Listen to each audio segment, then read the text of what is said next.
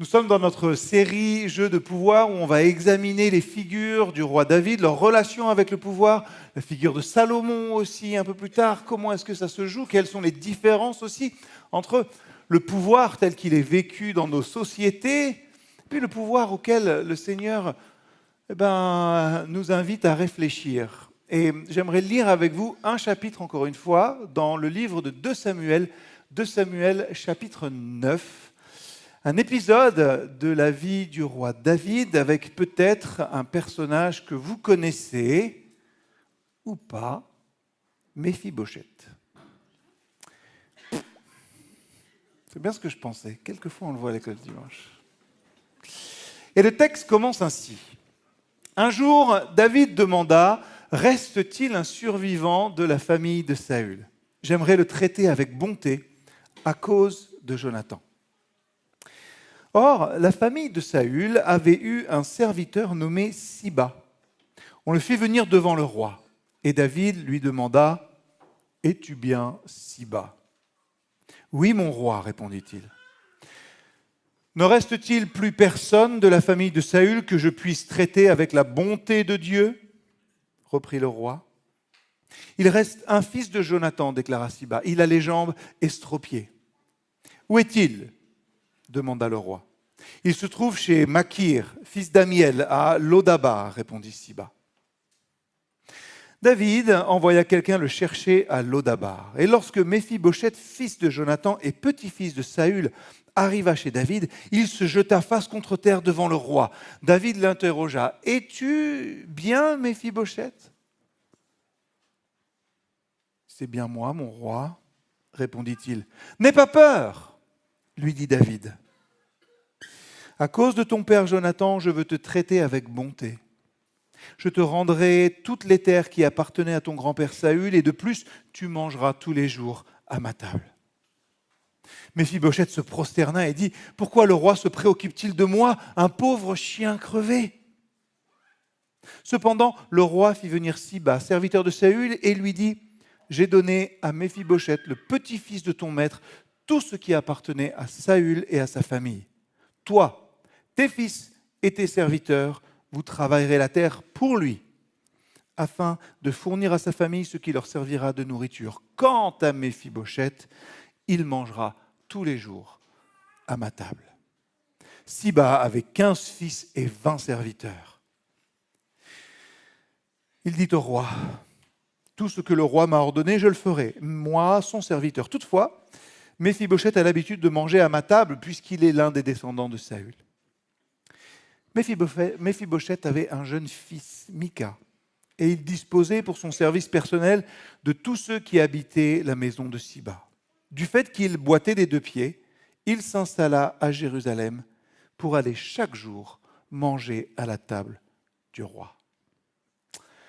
Dimanche dernier, Gemma a partagé avec nous une scène fondatrice dans la vie de David. Gemma nous a amenés dans une caverne, si vous vous souvenez, une scène d'obscurité, un endroit pas très glorieux où Saül va se soulager. Une scène où finalement tout est possible. Souvenez-vous, David, il a l'occasion de faire une chose, dégainer son épée, arriver dans l'obscurité, tuer Saül et prendre le trône sur Israël de cette manière-là. Il pouvait tuer Saül et pourtant, il ne le fait pas. Ça dit quelque chose de fondamental sur David ici, c'est qu'il refuse de prendre le pouvoir même quand l'opportunité lui est donnée. Et surtout, il ne répond pas au mal par la violence, par la revanche, mais par l'amour. Et c'est là que commence en fait une vraie théologie du pouvoir pour nous. Alors la question qui se pose à nous ce matin, nous qui cheminons dans ce livre de 2 Samuel, elle est un petit peu différente. C'est qu'est-ce qui se passe après la caverne ? Qu'est-ce qui se passe que David est maintenant roi, bien affermi, que Saül est mort et que plus rien ne menace son trône ? Autrement dit, la question pour nous, quand on regarde David, c'est en fait à quoi ça ressemble le pouvoir quand on n'a plus besoin de l'acquérir? À quoi ressemble le pouvoir quand on n'a plus besoin de le prendre? Parce que c'est vrai que refuser de prendre le pouvoir, c'est une chose, mais savoir quoi faire avec celui-ci quand on l'a, c'en est une autre. Et c'est ça qu'on va voir aujourd'hui. C'est ça qui est assez incroyable dans 2 Samuel 9, c'est que David ne prend toujours pas, il donne. Et je crois que là où le monde nous apprend à saisir toutes les opportunités possibles, à éliminer les menaces, à sécuriser nos positions, David, qu'est-ce qu'il fait? Il cherche quelqu'un à qui rendre ce qui a été perdu. Je vois certains petits sourires sur la tête de certains qui connaissent l'histoire du roi David et qui disent « il n'a pas toujours fait comme ça, David. Il n'a pas toujours rendu, des fois il a pris. » Vous allez aller lire 2 Samuel chapitre 11. Mais justement, si on mettait en contraste ces 2 chapitres, 2 Samuel 9 où il rend et 2 Samuel 11 où il prend quelque chose qui n'est pas à lui, plutôt quelqu'un. Vous vous rendez compte? Même si David, un roi, une personne selon le cœur de Dieu, n'arrivera pas toujours à marcher droit et à faire ce qu'il doit faire, ça nous montre à quel point ce texte de 2 Samuel 9, dans sa conception du pouvoir, est absolument provocateur. Je crois que ce chapitre 9 de Samuel, le texte biblique ce matin, nous fait faire un pas de plus encore, parce qu'il ne suffit pas de dire, comme on le dit souvent, non mais le pouvoir est dangereux. Le pouvoir absolu corrompt absolument. Vous connaissez ces formules-là. La vraie question, elle est plus profonde. À quoi ressemble un pouvoir qui est sain? À quoi ressemble un pouvoir que je sais être donné, guidé et inspiré par Dieu? Et 2 Samuel 9 nous donne une réponse radicale, c'est un pouvoir qui donne, un pouvoir qui rend et un pouvoir qui restaure. Le contexte de ce texte est absolument indispensable. David, en 2 Samuel 9, n'est plus un roi fragile. Il ne se cache pas avec ses troupes, là, ses quelques compagnons, au fond d'une caverne. Son règne est établi, il est bien posé sur le trône, ses ennemis sont soumis. Et c'est là que commence notre histoire. David dit, reste-t-il encore quelqu'un de la maison de Saül pour que je puisse lui faire du bien à cause de Jonathan? Souvent, on lit les récits comme ça, on les lit, hop, hop, hop, hop, hop, c'est bon. C'était intéressant. Mais on ne mesure pas à quel point des petits détails sont révolutionnaires.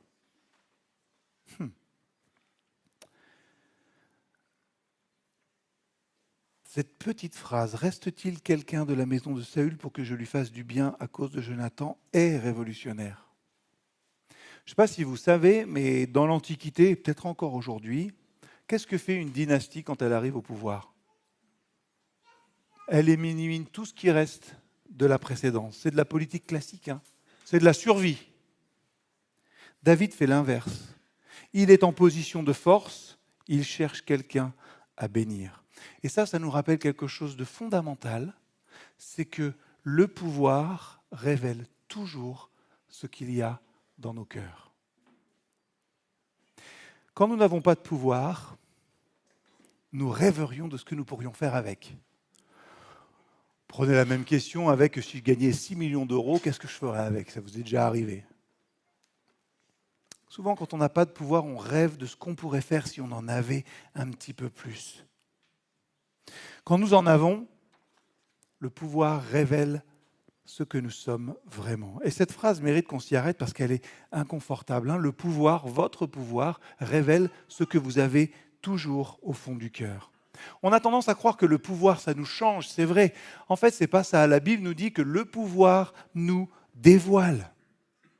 Il enlève les filtres, le pouvoir. Il enlève les contraintes. Il enlève les excuses. Quand on n'a pas de pouvoir, on peut encore se dire « si j'étais à sa place, là, je ferais autrement. Je n'ai pas le choix. Je suis limité par le système. » Mais quand le pouvoir est là, quand vous l'avez, quand la sécurité est là, quand le trône est consolidé, alors il ne reste plus qu'une chose, et cette chose, c'est le cœur. Et c'est exactement ça que nous voyons chez David. David est enfin en sécurité. Et cette sécurité produit quelque chose de très précis, c'est la liberté. La liberté intérieure. La liberté d'être lui-même. Il n'a plus besoin de se protéger, il n'a plus de compte à rendre, il n'a plus rien à prouver, il n'a plus besoin d'éliminer.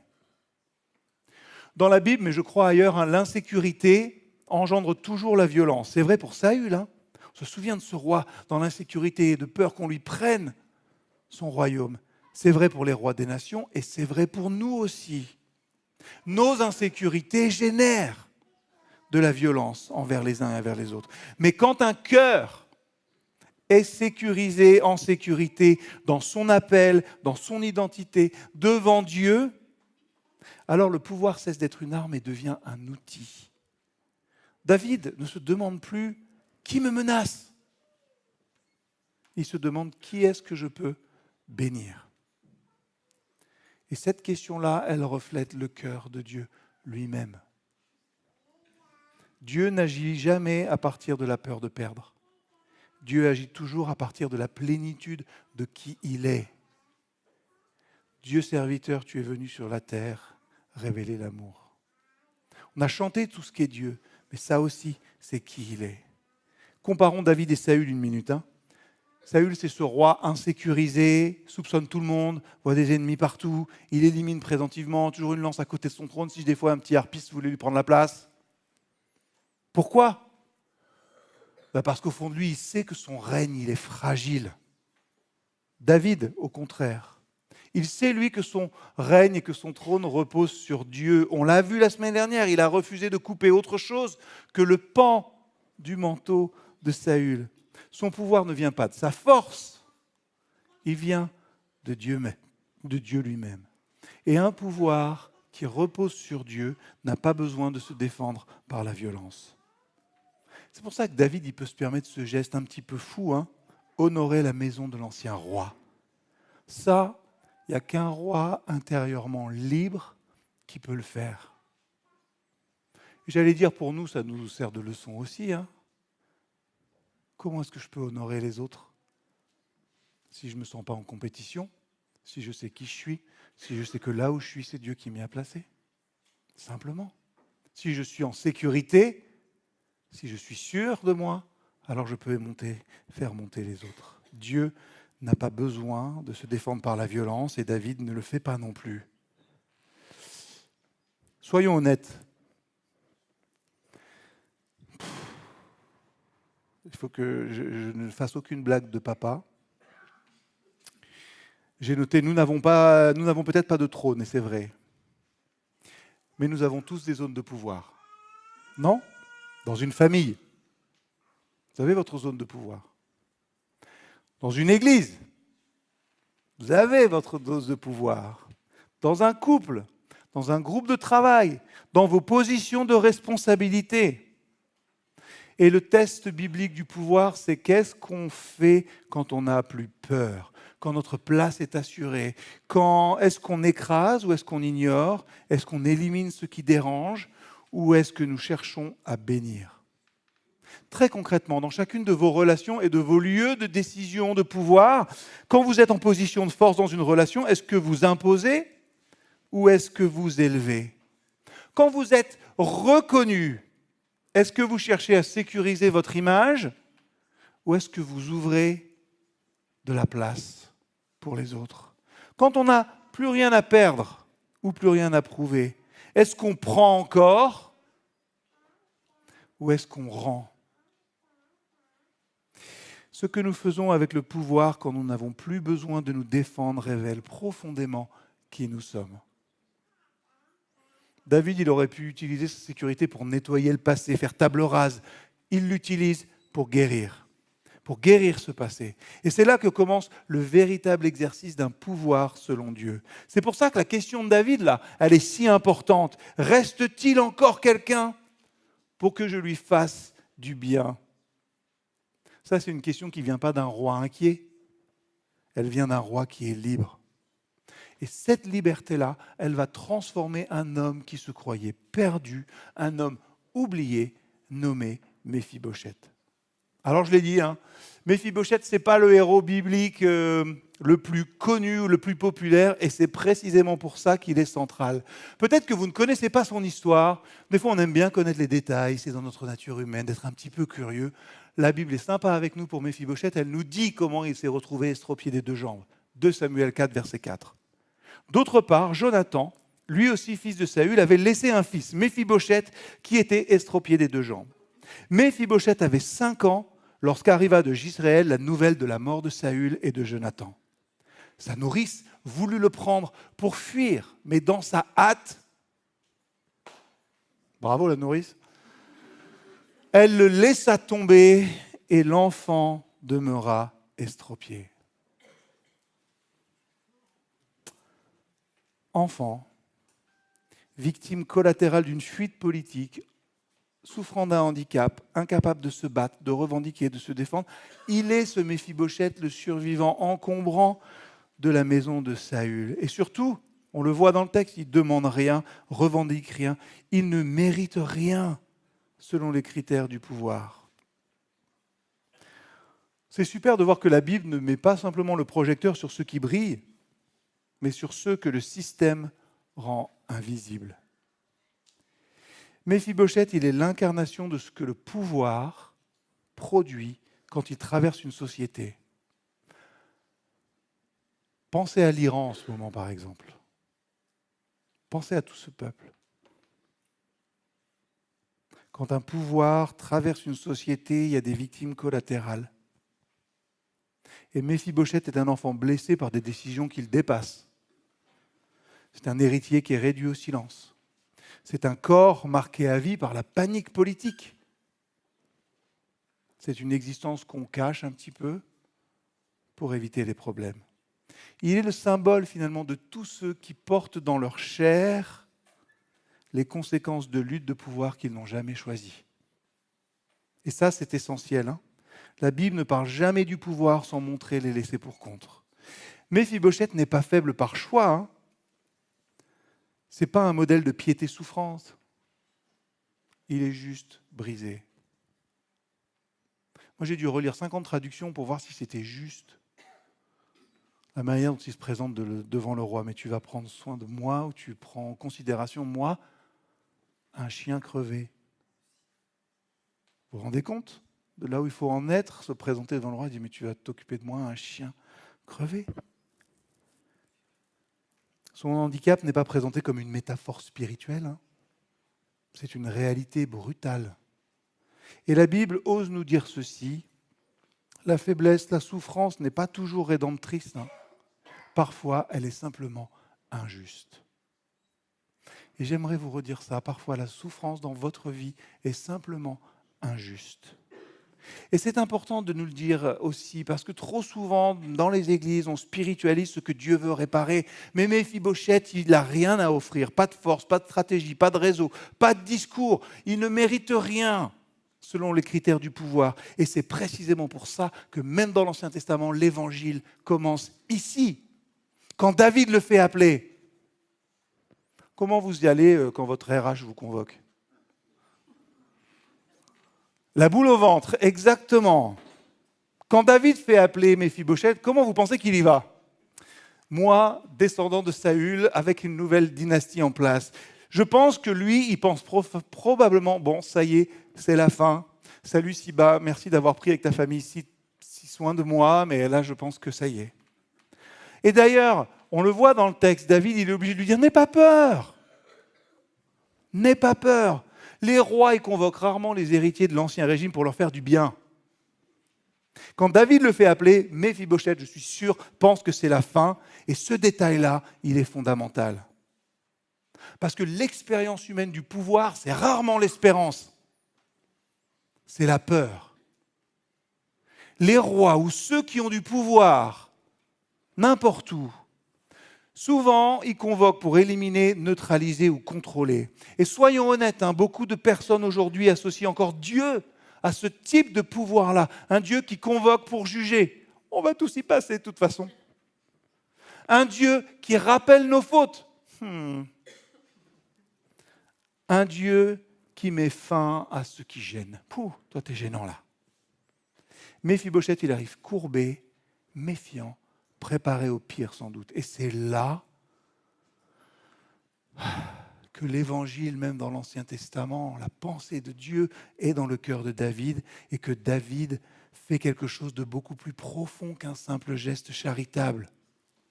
David, à ce Méphibosheth, il lui rend des terres. Ça veut dire quoi ? Ça veut dire qu'il lui rend une sécurité économique.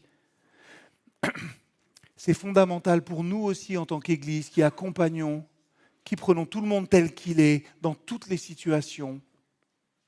La grâce biblique, la grâce de Dieu n'installe pas dans une nouvelle dépendance.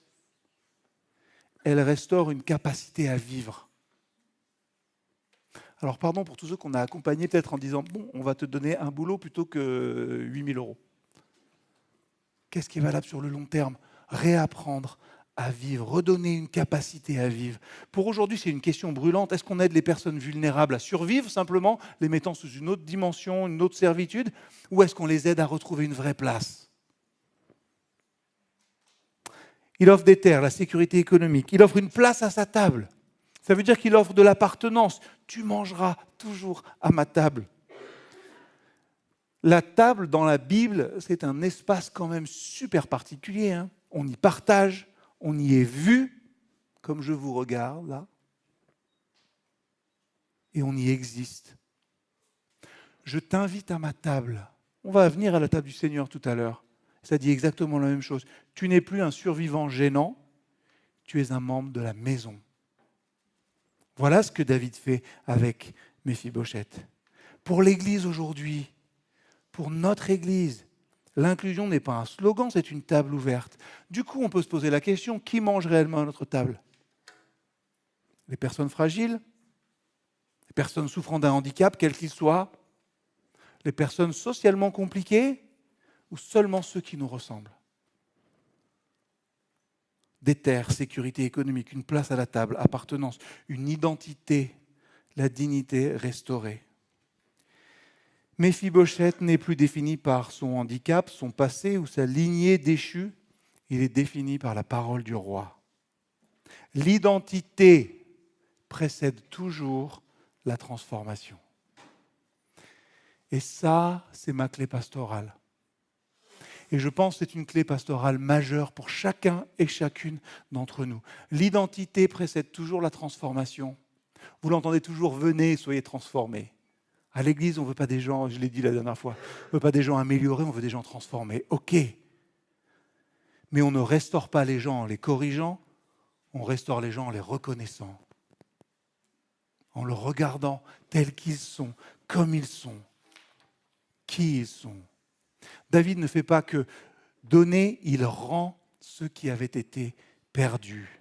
Il corrige une injustice, il restaure une lignée qui était condamnée à disparaître.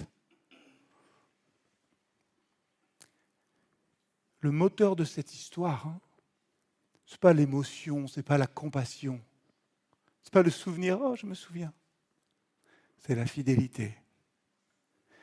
À cause de Jonathan. 2 Samuel 9, verset 1. David, il honore quoi ? Il honore une alliance ancienne qu'il avait faite, 1 Samuel 20. Même quand Jonathan est mort, même quand personne ne surveille, même quand cela ne lui apporte rien. Et voilà une autre vérité importante pour notre vie. La grâce biblique, elle est toujours enracinée dans la fidélité. Dieu n'est pas généreux par impulsion. Dieu n'est pas généreux par impulsion, il est fidèle à son alliance. À l'alliance qu'il a fait avec vous quand vous avez dit « Seigneur, dans ma vie, je te veux comme sauveur et comme Seigneur ». Et David, en exerçant son pouvoir comme il le fait en 2 Samuel 9, il ressemble à Dieu. Soyons assez clairs, j'espère que vous l'avez compris. Vous êtes plutôt tous beaux gosses ce matin.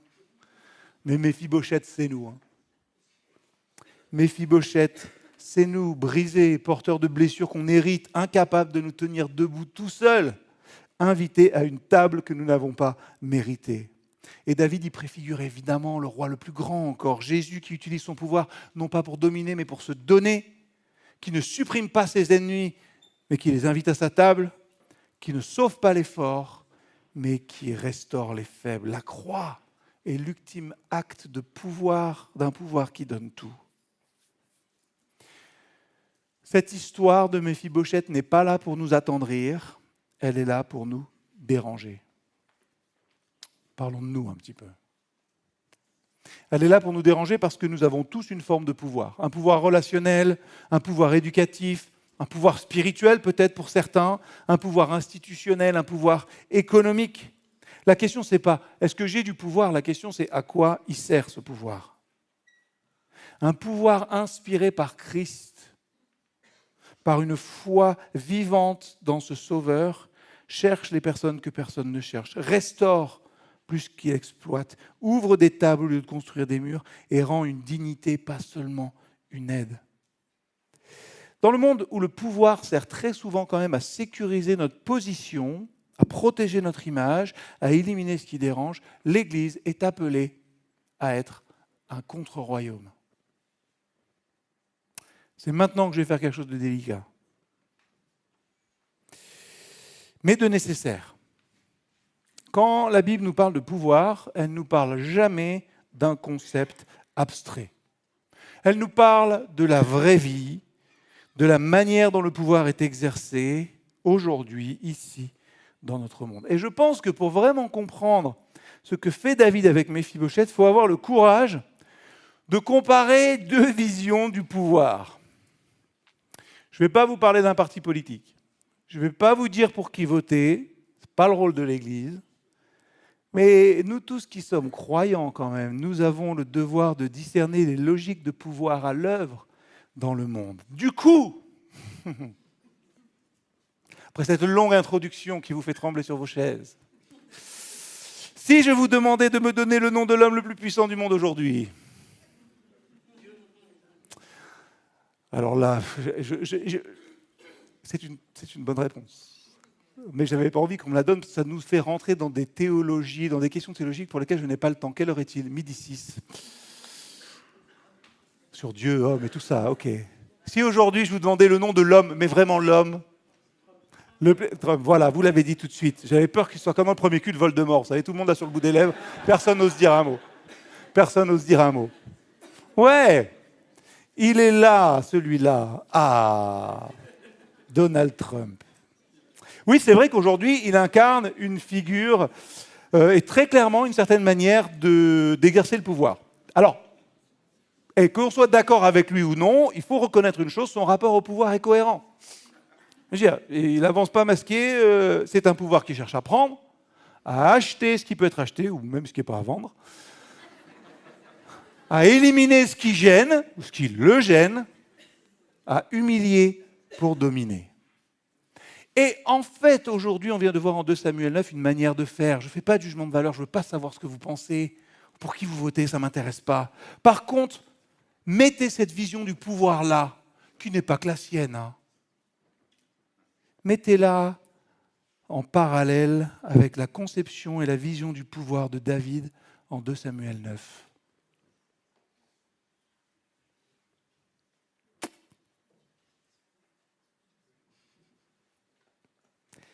Récapitulons.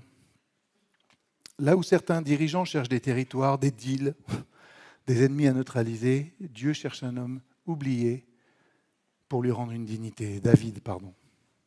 2 visions du pouvoir, 2 royaumes. David, il aurait pu faire comme tous les rois de la terre, avant lui et après lui. Il aurait pu dire « Ouh, la maison de Saül, là, c'est un risque politique. » Méphibosheth, là, il a beau pas être très impressionnant, c'est quand même un problème potentiel. Mieux vaut neutraliser que prendre le moindre risque. Et c'est comme ça que fonctionne le pouvoir dans le monde. Et David pose une autre question. Qui puis-je bénir ? Le pouvoir biblique ne commence pas par « que puis-je prendre ?» il commence par « qu'est-ce que je peux rendre ?» La question ce matin n'est pas « qu'est-ce que Trump fait ou ne fait pas ?» La vraie question, c'est quel pouvoir voulons-nous exercer, nous, en tant que disciples de Jésus ? Et je crois que c'est là aussi que ce texte nous rejoint. On parle souvent pour les églises de l'impact qu'elles veulent avoir dans le monde autour de nous. Ce texte nous invite à sonder nos cœurs au niveau du pouvoir que nous pourrions avoir ou de l'influence que nous pourrions avoir dans notre ville, dans notre quartier, sur chacun et chacune d'entre nous. Ce texte, dans toute son actualité, devient inconfortable pour nous parce que le vrai danger pour l'Église, ce n'est pas seulement que les dirigeants politiques exercent un pouvoir violent, on s'y attend ça. Le vrai danger, c'est quand l'Église admire ce pouvoir, quand l'Église l'imite, quand l'Église le justifie au nom de l'efficacité. Vous savez, quand les chrétiens disent « ouais, c'est pas très moral, mais au moins c'est fort ». Quand on dit « ouais, c'est peut-être pas très chrétien, mais ça marche », à ce moment-là, l'Église trahit son roi. Parce que certes, Jésus n'a jamais acheté un territoire, quoique j'en sais rien, c'est pas marqué. Je suis à peu près sûr qu'il n'a jamais éliminé ses opposants. Je suis certain qu'il n'a jamais humilié les faibles pour asseoir son autorité. Et je suis aussi très certain qu'il a donné sa vie pour nous.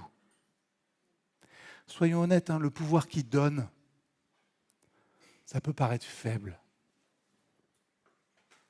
naïf, même dangereux. Il n'y a pas eu anguille sous roche, là, pas un truc...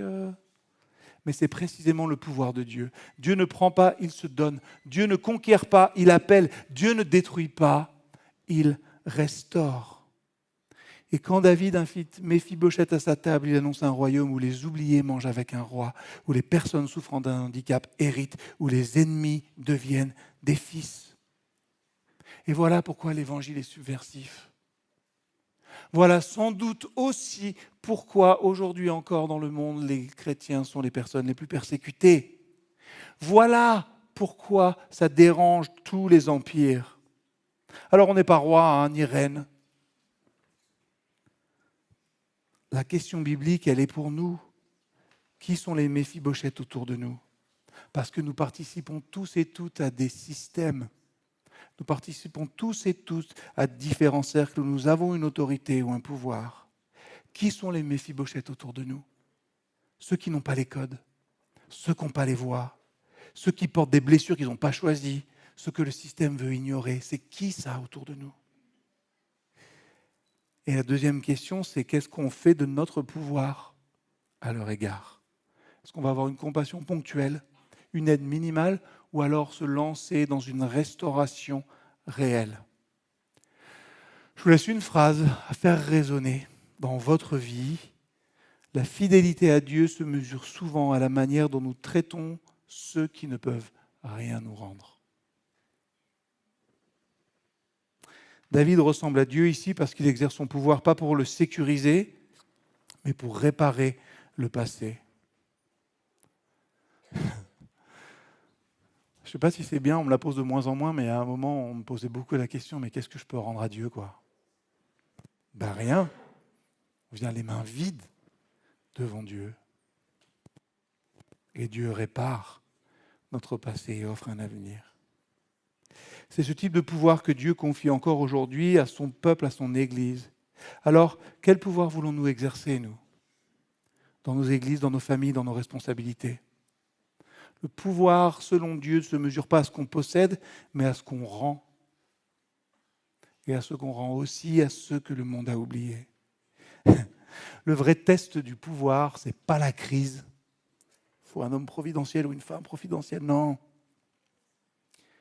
Le vrai test du pouvoir, c'est la stabilité.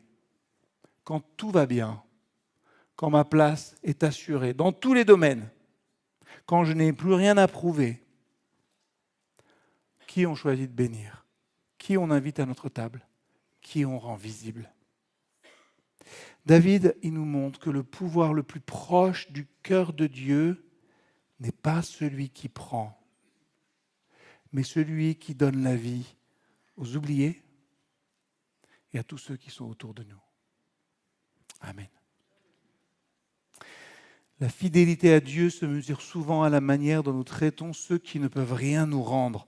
Je vous laisse 2 minutes pour laisser cette phrase résonner en vous. En vous rappelant que nous sommes les Méphibosheth, que nous qui allons nous présenter devant la table de Dieu, nous en sommes indignes. Nous venons les mains vides et c'est lui qui nous restaure par notre foi. Alors, prenons 2 minutes en prière silencieuse et laissons résonner cette parole.